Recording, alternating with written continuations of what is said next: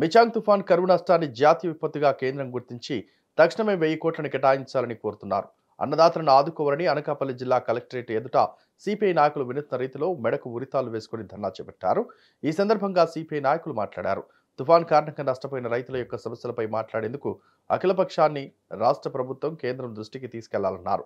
కేంద్ర రాష్ట్ర ప్రభుత్వాలు వెంటనే రైతులను ఆదుకోవాలని నినాదాలు చేశారు. తడిచిన ధాన్యాన్ని 2000కు కొనుగోలు చేయాలని ప్రభుత్వాన్ని డిమాండ్ చేశారు. తుఫాన్ కారణంగా నష్టపోయిన పంటను అంచనా వేసేందుకు అధికారులు ఎక్కడా కాన్ రాలేదని ఆక్షేపించారు. రాష్ట్ర ప్రభుత్వం తక్షణం స్పందించకుంటే ఉద్యమాన్ని ఉధృతం చేస్తామని సిపిఐ నాయకులు ప్రభుత్వాన్ని హెచ్చరించారు. ఎండిపోయి సగం మంది రైతులు ఆ రకంగా బాధలు పడతా ఉంటే ఏదో నీటి వసతి ఉన్న చోట రైతులు అందరూ కూడా వేసుకొని పంట చేతికొచ్చే సమయానికి మిచాంగ్ తుఫాను వల్ల మరి కోసినటువంటి పంట అంతా కూడా నాశనం అయిపోయింది. మరి ఉన్నటువంటి పంట నీటిలో పూర్తిగా మునిగిపోయినటువంటి పరిస్థితి ఉంది. ఇప్పటికే కేంద్ర బలగాలు కానీ రాష్ట్ర బలగాలు కూడా పర్యటించి ఉన్నప్పటికీ కూడా ఏ ఒక్కరు కూడా అధికారులు రాలేదు. మరి వారికి జరిగినటువంటి కామ్రేడ్స్, మరి ఈరోజు రాష్ట్ర వ్యాప్తంగా అన్ని జిల్లా కార్యాలయాల వద్ద భారత కమ్యూనిస్ట్ పార్టీ సిపిఐ ఆధ్వర్యంలో మరి గతంలో జరిగినటువంటి మిచాంగ్ తుఫాను వలన ఈ రాష్ట్రంలో లక్షలాది ఎకరాల భూమి మరి ధాన్యం అలాగే ఉద్యాన పంటలు ఇవన్నీ కూడా నష్టపోవడం అనేటువంటిది జరిగింది.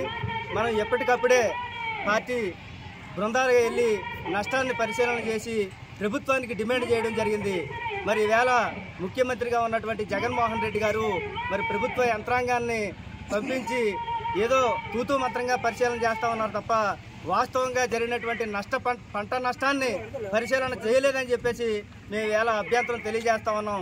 ఖచ్చితంగా ఈ రోజైనా ఇప్పటికైనా సరే మరి రాష్ట్ర ప్రభుత్వం కేంద్ర ప్రభుత్వాన్ని మెడలు వంచి ఈ రాష్ట్రంలో జరిగినటువంటి రైతాంగ నష్టాన్ని జాతీయ విపత్తుగా గుర్తించి ఇక్కడ రైతులకు కౌలు రైతులకు మరి నష్టపరిహారాన్ని చెల్లించాలని, ఎకరా పొలానికి 75,000 రూపాయలు ఇవ్వాలని, వాణిజ్య పంటలకు ఎకరా పొలానికి 30,000 రూపాయలు ఇవ్వాలని, వాణిజ్య పంటలకు 75,000 ఇవ్వాలని, ఉద్యానవన పంటలకు ఎకరాకి 1,00,000 రూపాయలు ఇవ్వాలని చెప్పేసి భారత కమ్యూనిస్ట్ పార్టీ డిమాండ్ చేస్తూ ఉంది.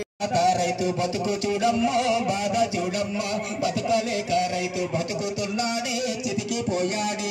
కరువు వచ్చిందని కష్టం వచ్చిందని ఏమి తోచక రైతు ఏడుస్తున్నాడు, ఏమి తోచక రైతు ఏడుస్తున్నాడు.